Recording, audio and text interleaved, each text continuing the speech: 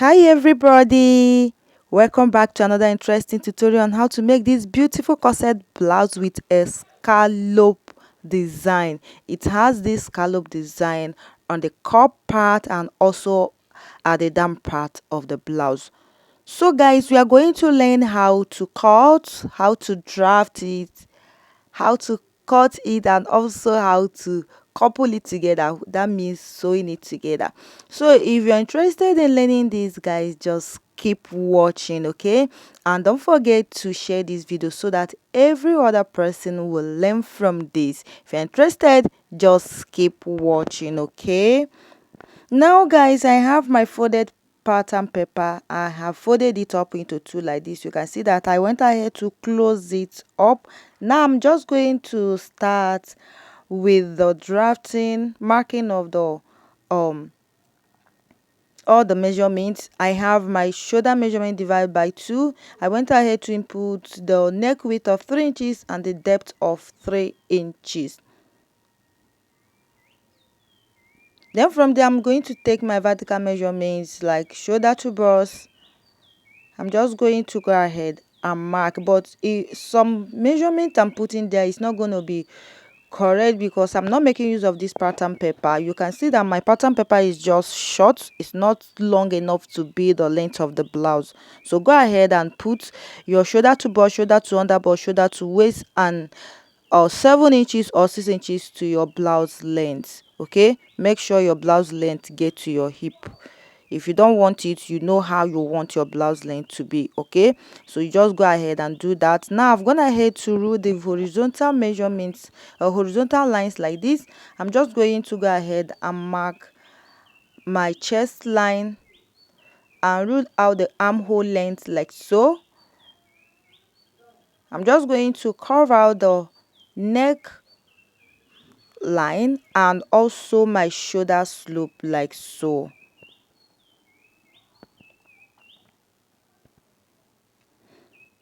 So the next thing I went ahead to do is to get the midpoint of the armhole area like this and go in with 0.7 inches and connect it with my curve rule like so. Okay,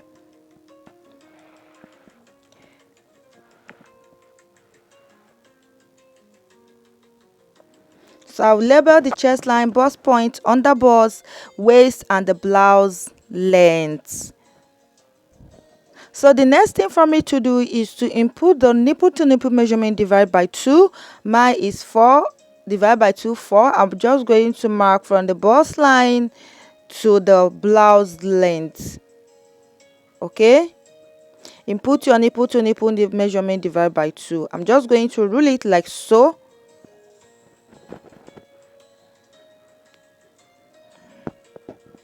So after that, on the under bust, I'm just going to mark 1.5 inches at the both side. I am taking 1.5 inches at the both side from the under bust. I'll do the same thing from that under bust down to the blouse length. After that, I'm just going to go ahead and connect the lines like this. So guys, after doing that, the next thing is to cover out our cup shape. From the under bust, I'm just going to go ahead placing my curve rule like this, connecting it in a curve shape. I'm just placing it to arrange it very well. I'll curve it out like so. I'll do the same thing on this other side.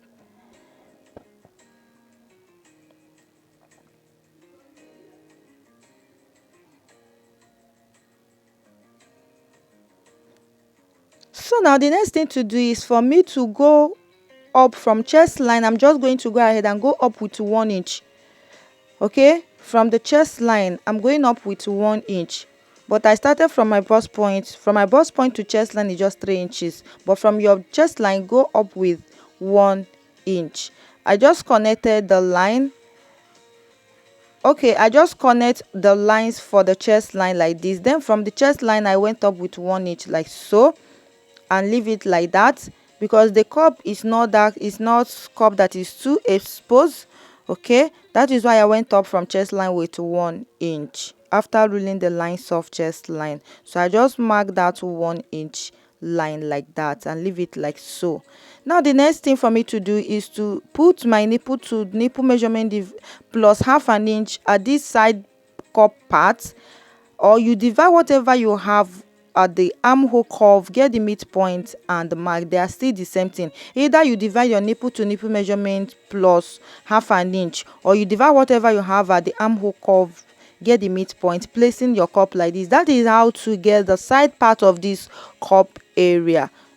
So they are also the same thing. If you watch when I was covering that armhole area, I just mark out 1 inch. So that 1 inch is what I just divided and get the midpoint, or I divide my nipple to nipple measurement, adding it half an inch and curve it out like so. You see the way I just curved this out.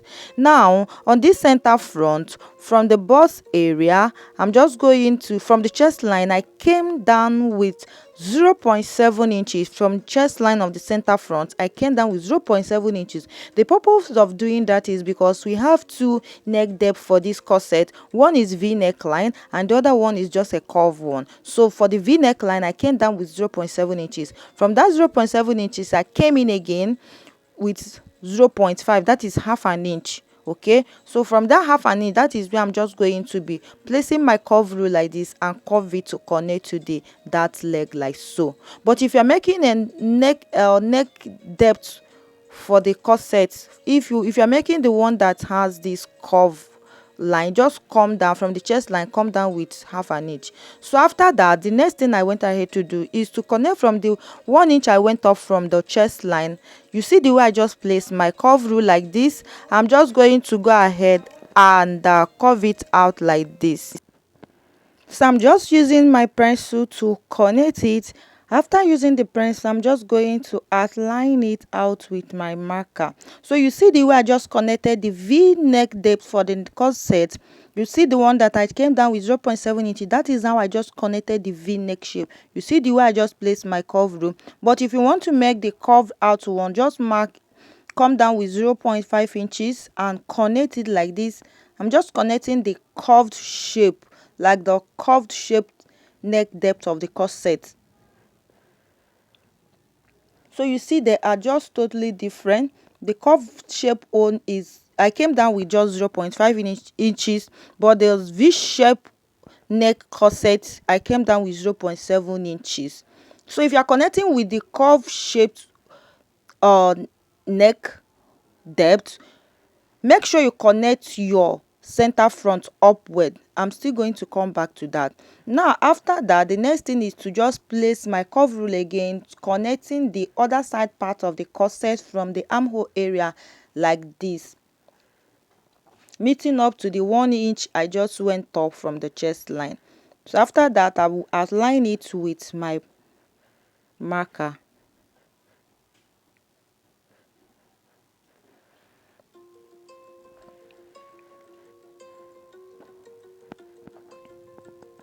So guys, please don't forget to share this video so that every other person will learn from this tutorial. Okay, so you see the way I'm just placing my curve rule and connecting everything.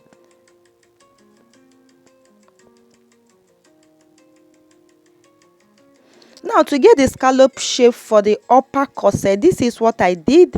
You see the way I just came out a little bit and begin to do the zigzag shape. Let me just call it zigzag shape. So I have number 1, I have number 2. I'm just going to go ahead and connect the number 3 shape. So if you know the way you do your zigzag shape, just go ahead and do it, but make sure you come out a little bit from the center front. Now after doing that, I went ahead to outline it like so that it will be visible. From the center front of the chest line, come out with about 1.3 inches. Okay, now like what I was saying before, guys, if you're using a curve shape for the neck depth of the corset, go up with, from that center front, go up a little bit. So you are going to be connecting your cup from the 0.5 inches, not from the 0.7 inches. I don't know if you understand what I'm talking about. I'm talking about the center front. Now I just went ahead to input all the measurements. My hip measurement divided by my bust measurement divide by 4 plus seam allowance, under bust divide by 4 plus seam allowance. I put back the dart intake there. Now coming to the hip area, the blouse length, I put my hip measurement divide by 4 plus seam allowance. I added back my dart intake. So I'm just going to connect all the lines like this.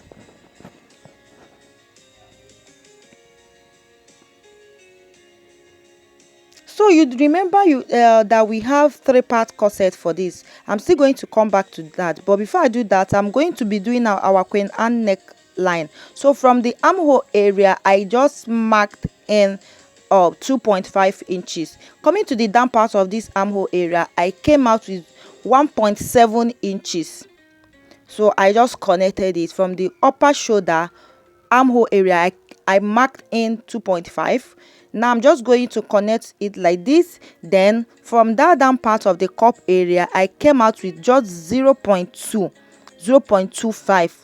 I'm just making it, connecting that area there, so that the Queen Anne neckline is going to be sitting perfectly on the cup. I'm doing just on tightening for the Queen Anne neck. So you can see the way I just did the scallop shape like so. Just go ahead and do your zigzag shape on the neckline or the armhole area, the zigzag shape, okay, at the Queen Anne neckline. Now to get our 3-part corset, from the center of that, I went up with 0.6 inches. Okay, from the center of our nipple to nipple, that is on the bust area, I went up with 0.3 inches. Now coming to this bust area, this side part, I came down with just 0.5 inches at the both side. So this side I came down with 0.5 inches. I'm just going to place my rule like this, connecting it to meet to the 0.6 inches I went up on the bust center that. Guys, please, if you know how you connect your 3-part corset, go ahead and do so. That I am curving this shape, cup shape like this, does not mean I don't know how to input the dart intake like the one you are going to be cutting out. This is another pattern of cutting out 3-part corset. If you know the one that works for you, please just go ahead and do so. Okay, go ahead and do so. But the purpose I'm using this pattern is because I don't want the cup to have too much push-up effect. If not, I would have added that to it. All right, but I'm just covering this out. It's still the same thing. This pattern is also beautiful. So now you can see how I just curve it out on the nipple to nipple center part. I went up with 0.6 inches. That is how I got this, and I just connected it on the side part with 1/2 inch. So you see, I'm just connecting this side. I just connected it to the curved neckline, the curved cup shape. I just connected it to the 0.5 inches I came down with. If you are using that curve shape, you do the same thing. Now I just rule out this the dart leg to the 0.6 inches I went up like this. Now the next thing I just went ahead to do is to put my boning. Remember that this has a boning. I rule out one line that indicates my boning. Now to get the scallop shape at the down part, from your blouse down part, just go up with 3 inches or 2.5 inches, depending how deep you want your scallop to be.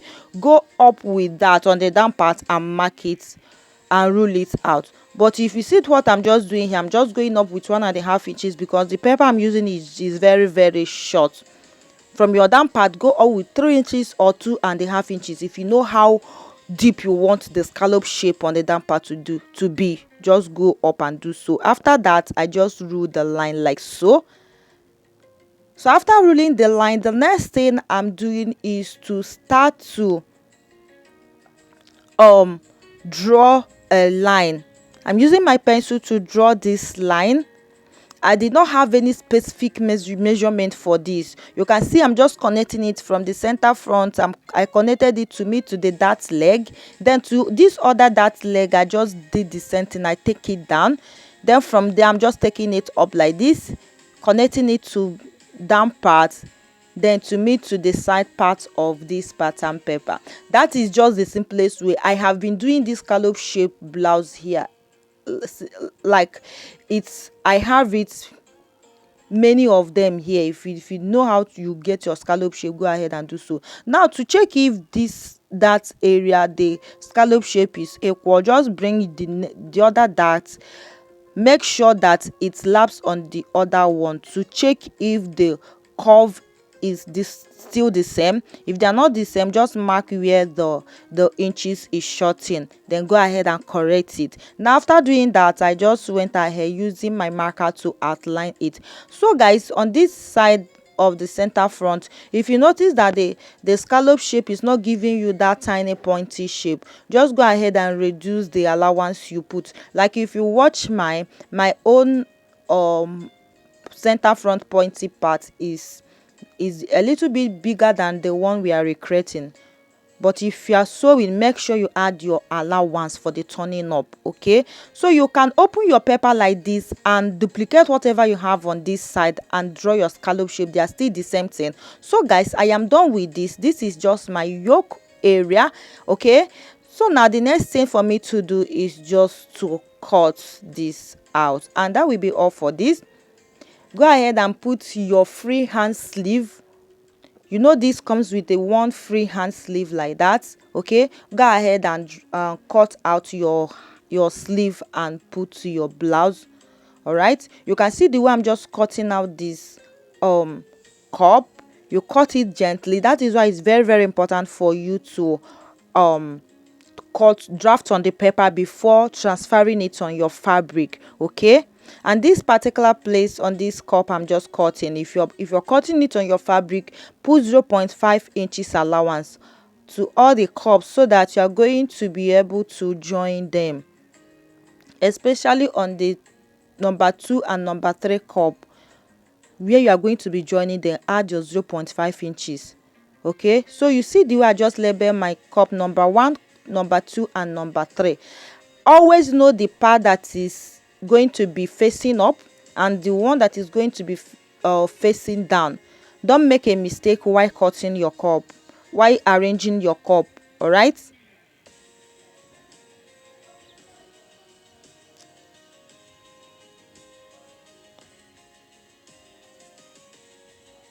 now if you're cutting the Queen Anne neckline on your fabric, add 0.5 inches for the turning up. Okay, so I will not be cutting all the paper through because I wanted to use the paper to, after coupling the cup, I will be using the paper as my blouse. So I'm just going to go ahead and cut the scallop shape on the down parts. If your scallop shape is too big, please make sure you trim it so that it will become tiny.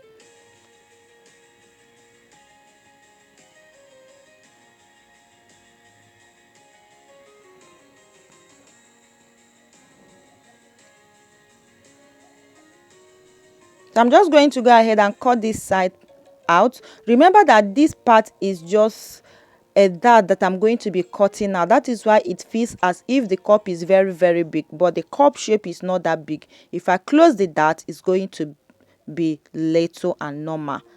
So I'm just going to go ahead and cut out the armhole curve, the side part like this. I'll cut it out. So guys, please, if you don't understand this my explanation, go ahead to rewatch it. All right, so I'm just trying to arrange my cup. You see the way I'm just arranging it. Make sure you label the one that does not have any marker. Go ahead and label it. Go ahead and indicate the place that is going to be joining. Put your notice dots there so that you not be confused. I went ahead to label mine. So that is how I'm going to arrange it out. I'm just going to go ahead and couple it up, but before I do that, I'm just shedding the dart leg. So that leg is supposed to be out, but I'm just going to fold it up for us to see how the dart is going to be. Okay, add your joining allowance on the cup if you are cutting on your fabric. Please don't forget that.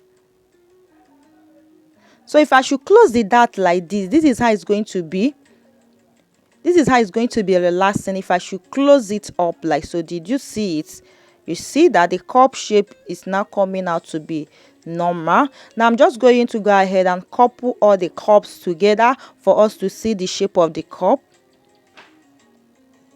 So this is how the cup looks like after coupling it. You see how it looks like. I'm still going to close the dart for us to see the shape of the blouse, so you can see the deepness of the cup inside. If you want to use this pattern, go ahead, but if you don't want, use the pattern that works for you. Okay, this is where I'm going to be stopping this tutorial, guys. You can see it. I have gone ahead to trim the down part of this blouse. Thank you for watching. Please guys, share this video. Till then, bye for now.